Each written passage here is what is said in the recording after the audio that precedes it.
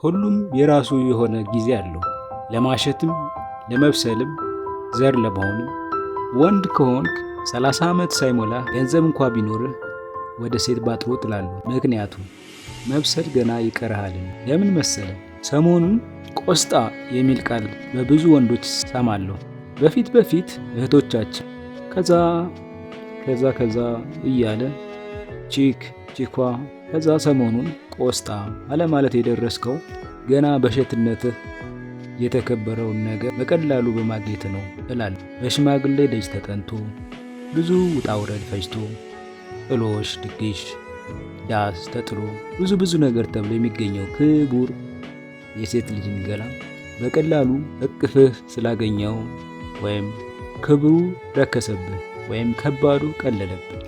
ቆስጣ በባህሪው ለዕለት የሚበላ የጓሮ አትክልት ነው።